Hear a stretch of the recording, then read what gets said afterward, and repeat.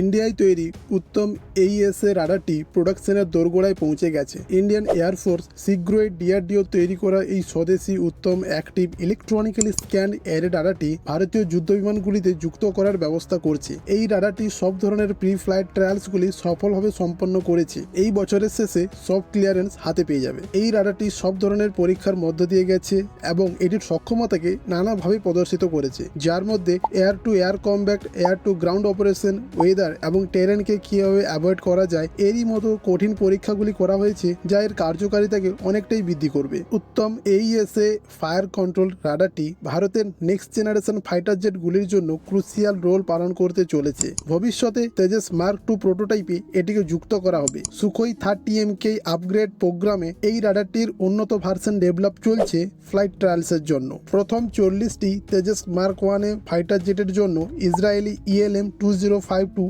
AESA radar ব্যবহার করা হবে এবং উত্তম এইএসএ ফায়ার কন্ট্রোল রাডারটি প্রস্তুত করা হবে ফিউচার ব্যাচের জন্য। এই স্বনির্ভর হওয়ার যে চেষ্টা ভারত তার ডিফেন্স টেকনোলজিতে দেখতে পাচ্ছে, এটি অনেকটাই এগিয়ে দেবে ও বিদেশের ওপর নির্ভরতাও কমে যাবে। এই কাটিং এজ টেকনোলজি ভারতের শক্তি বৃদ্ধির সাথে সাথে বিশ্বের সর্বশ্রেষ্ঠ হতে এক ধাপ এগিয়ে দেবে।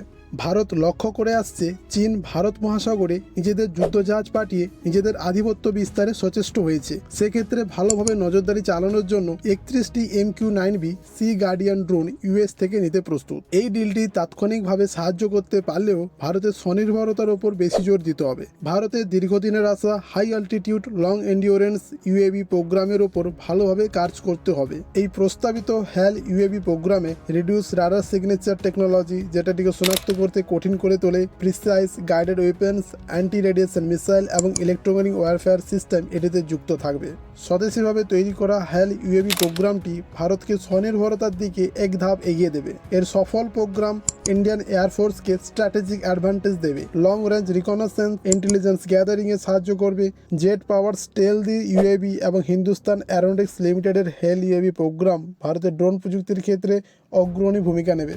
ইন্ডিয়ান এয়ারফোর্স চিন্তা ভাবনা করছে স্বদেশি তৈরি অস্ত্র মিসাইলকে মিরাজ 2000 ফ্লিটে যুক্ত করার জন্য। অস্ত্র মিসাইলটি হচ্ছে beyond visual range air to air missile. Indian air force plan করছে মিরাজ 2000 যুদ্ধবিমানগুলিকে 2035 সাল পর্যন্ত অপারেশনাল রাখার জন্য।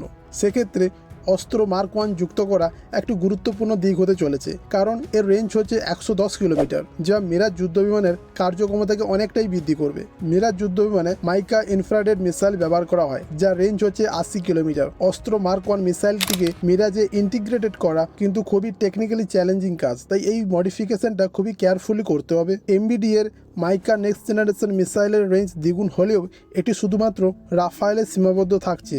সেক্ষেত্রে মিরাজের সাথে একটি গ্যাপ থেকে যাচ্ছে। ইন্ডিয়ান এয়ারফোর্সের এই ডিসিশন সিগনিফিক্যান্টলি প্রভাব ফেলবে মিরাজ 2000 যুদ্ধবিমানের রোল নিয়ে এবং ইন্ডিয়ান এয়ারফোর্সের ফিউচার ডিফেন্স স্ট্র্যাটেজি নিয়ে। আজকে এই পর্যন্তই, দেখা হচ্ছে পরের ভিডিওতে। জয় হিন্দ।